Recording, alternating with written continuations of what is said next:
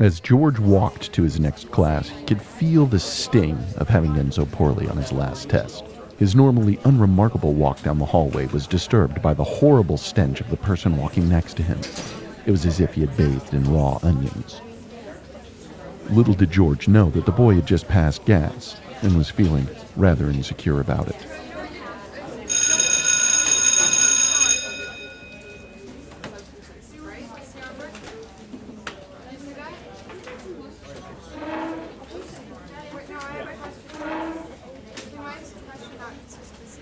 As George reached into his backpack, he already knew that he had just thrown his last pen out during the previous class, as it had gone empty.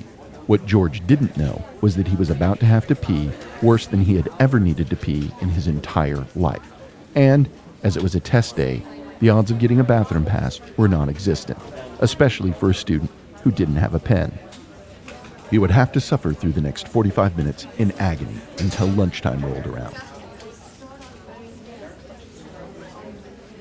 At lunch, his lack of an adventurous spirit would lead him to go with the same boring lunch of spaghetti and meatballs that he had every Wednesday, instead of taking a chance on the new stir-fry that he would, in fact, rather enjoy.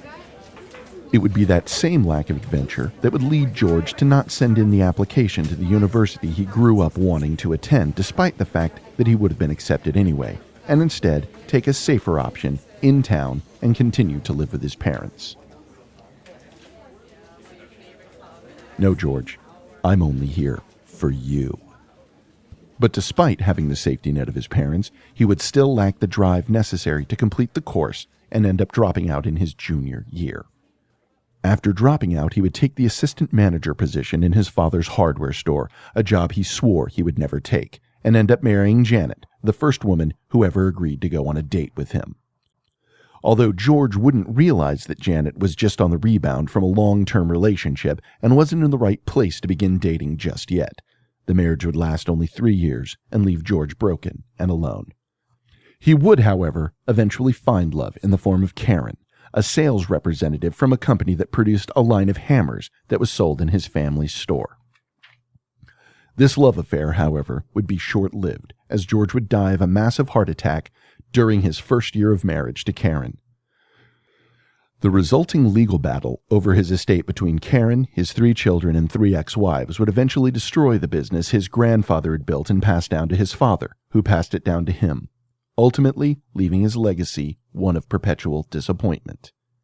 And although I know the answers to every question on this test, I won't be helping George pass, as I am not paid well enough to carry this guy.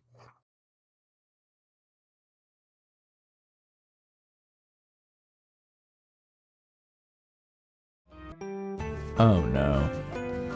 Why can't he just go the other way? I was here first. God, this is the worst. I mean, he could just say hi.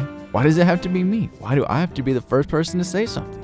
You can do this. Just say, hey man, what's up? That's all you gotta say. Simple as that. What's up? That's perfect.